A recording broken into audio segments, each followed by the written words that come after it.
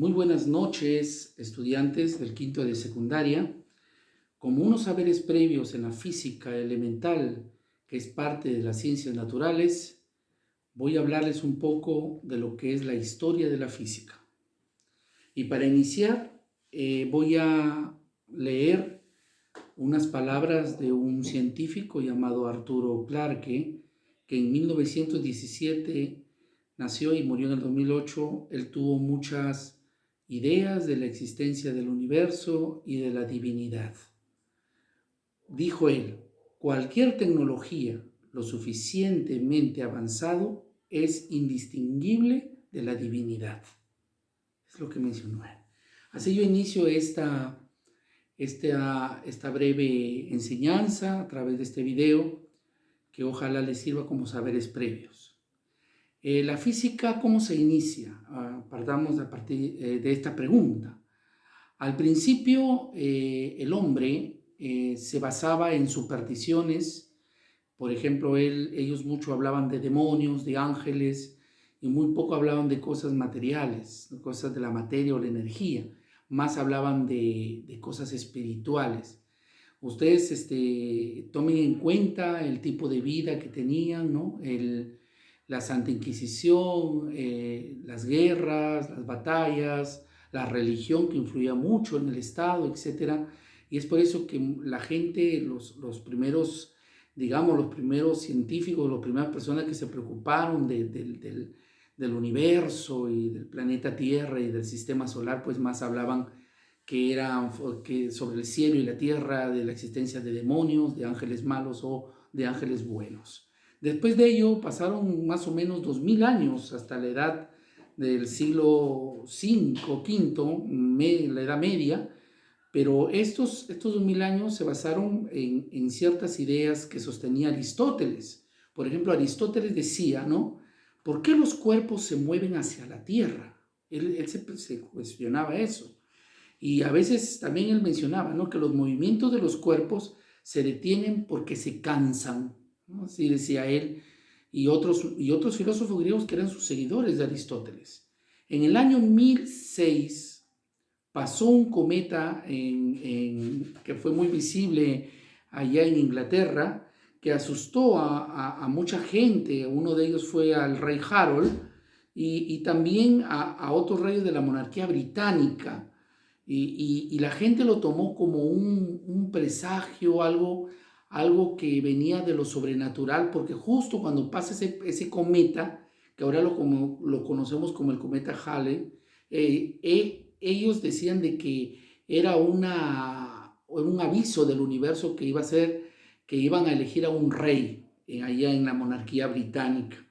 En el año 1682, ese cometa volvió a pasar allá en Londres, pero en esa época ya había un científico muy notable, y la cual sus 3 leyes son muy importantes para el estudio de la física y del universo, de la astrofísica, y me estoy refiriendo a Isaac Newton, un hombre que nació el 25 de diciembre de 1642 y que se planteaba sobre el movimiento, sobre lo que había hablado Aristóteles, sobre lo que había dicho su antecesor Galileo Galilei, que fue uno de los que en la época de la Inquisición hablaba de la existencia de lunas en Júpiter, cómo eran los cráteres en la luna. Fue uno de los que construyó los primeros telescopios, ¿no?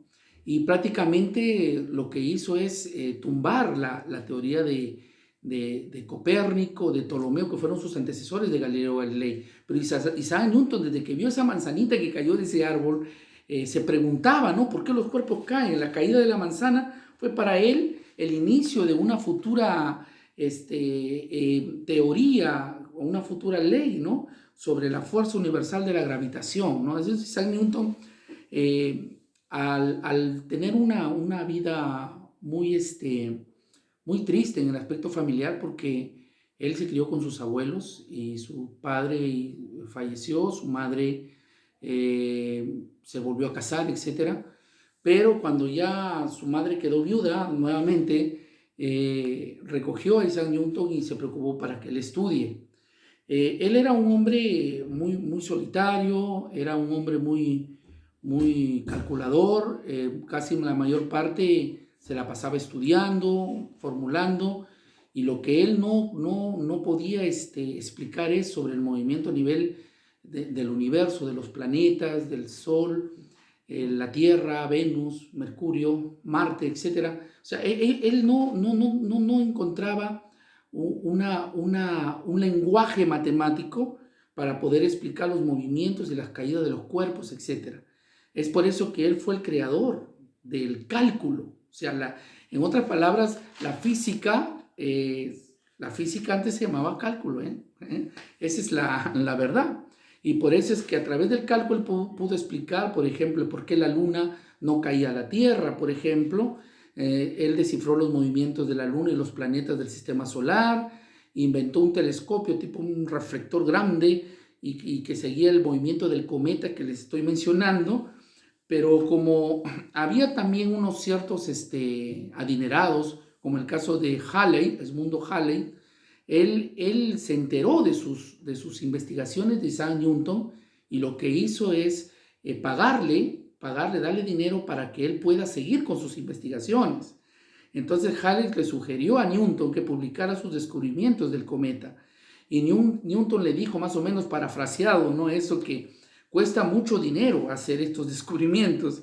Y Halley le dijo que le pagaría, ¿no?, todas estas publicaciones. Y ahí es donde en el año 1686 él revoluciona a través del cálculo y ya lo que ahora es física, con su obra Principia, ¿no? Los principios matemáticos que guían los cielos, ¿no? Entonces, él edita un libro donde explica la teoría de la gravedad universal, la gravitación, los movimientos de los planetas, con un lenguaje matemático. Entonces, ese fue uno de los mejores trabajos escritos que estuvieron, que el hombre hasta 2 siglos lo tuvieron como fundamental, ¿no? Y ahí es donde creó sus 3 leyes, ¿no? La primera ley, lo que es la ley del movimiento de los cuerpos; la segunda ley, donde la fuerza es igual a la masa por la aceleración; y la tercera ley de Newton, que habla sobre la acción y reacción de los cuerpos. Entonces, inicia una física del universo, de las fuerzas que gobiernan. Hasta ahora sabemos que las leyes de Newton, luego de la gravedad de Newton, con estos conocimientos se inicia la mecánica, ¿no? Entonces, al hablar de estas 3 leyes de Newton, pues el hombre de ciencia iba investigando, iba recopilando a través de experimentaciones básicas, hasta que durante los años que iban pasando, pues la tecnología iba avanzando y los científicos desentrañaban las primeras fuerzas del universo. Y una de las cosas que les preocupaba era la gravedad, ¿no? Entonces, imagínense que el descubrimiento de estas cosas, una de ellas fue que inició la revolución industrial, una revolución que desbancó a reyes y reinas de Europa, que desplazó el feudalismo trayendo la edad moderna. Imagínense preguntándose por qué los edificios no se caen, por ejemplo, ¿no? Se fue descubriendo también la fuerza electromagnética, donde el hombre descubre que los rayos podrían replicarse también en la Tierra y no solamente en el universo. Cuando se descubre la electricidad, en 1800 se descubre la segunda fuerza. Por ejemplo, hablamos de otras fuerzas, ¿no? Por Michel Faraday, si lo pronuncio bien, estudiantes, donde daba presentaciones navideñas, pero él no era tan científico, sino era más artista, ¿no? Más artista con respecto a la electricidad, a sus propiedades. Y donde un cable móvil en el campo magnético fluctúan sus electrones cuando una corriente eléctrica era simple idea, desató así la revolución eléctrica. Y es por eso que tenemos generadores hidroeléctricos, pues, ¿no? Estos campos de electricidad con magnetismo creando ondas, ¿no? Entonces de ahí aparece otro científico, James Clerk Maxwell, no sé si también lo pronuncio bien, que también complementó este trabajo de Faraday, calculando también la velocidad de esta onda, ¿no? Que rige ahí el universo, y descubrió que esta onda era la notación de los 300.000 kilómetros por segundo, que es la velocidad de la luz, ¿no? Acuérdense que Faraday no tenía educación formal. pero Maxwell sí, sabía lo que es matemáticas, cálculo de Newton, etcétera, y los campos eléctricos y magnéticos que él había estado estudiando. Ahí es donde a través de esta fuerza electromagnética aparece el Internet ya ahora, ¿no? En estos tiempos, y aparece también una era que le llamamos la era nuclear, donde se descubren las dos fuerzas, la fuerza nuclear débil y la fuerza nuclear fuerte. Entonces, el universo, la materia, estudiantes, que quede bien claro, que está regido por 4 fuerzas que interactúan a la materia, que modifican la materia. Una de ellas es la fuerza gravitatoria, la gravedad. Segundo, la fuerza electromagnética. Ojo, van 2. La otra, la fuerza nuclear fuerte y la fuerza nuclear débil. Estas 4 fuerzas son las que rigen el universo, pero lo modifican la materia. Ojo, la materia. Por eso es que la ciencia es un conocimiento, es todo conocimiento razonable. Por eso es que esto no se puede aplicar, por ejemplo, en la teología, en la religión, en la filosofía, ¿ya? Porque una reacción química o un experimento no puede crear una poesía, no puede crear un libro, no puede manifestar un pensamiento, ¿me entienden? Por eso es que la ciencia y la religión han ido a la par, pero se complementan en el aspecto de acuerdo a lo que rige. Una cosa es ir a estudiar a un edificio donde enseñan ciencias y otra cosa es ir a estudiar a un edificio donde enseñan humanidades, pues, ¿no? Es totalmente diferente. Pero pasaron los años y aparece un notable científico que es muy admirable hasta ahora, y me estoy refiriendo a Albert Einstein. No sé si lo pronuncio bien, estudiantes, pero este científico, a pesar que no tuvo buenas notas en el colegio, en la universidad, en el Politécnico allá de Alemania, tuvo bastante trascendencia cuando él empieza a preguntarse un ómnibus, qué pasaría si el ómnibus fuera a la velocidad de la luz, ¿no? ¿Qué pasaría con el tiempo? Él mucho le preocupaba, él quería descubrir sobre teorías que expliquen el tiempo, ¿no? Entonces, a base de muchos estudios y entrega y a base también de la colaboración de otros científicos matemáticos, porque Einstein sí manejaba las matemáticas, pero no tanto como otros que le ayudaban a complementar su trabajo, él llegó a formular la teoría de la relatividad, la teoría de la relatividad que hasta ahora rige y logra obtener esa fórmula que solamente tiene unos cuantos centímetros, llamado energía es igual a la masa por la velocidad de la luz al cuadrado. ¿La energía de quién? La energía que expulsa una estrella, el Sol. ¿La masa de quién? La masa de la cuestión atómica, la velocidad de qué? La velocidad de la luz, 300.000 kilómetros por segundo. Entonces, esto es lo que quiso explicar Einstein en sus teorías.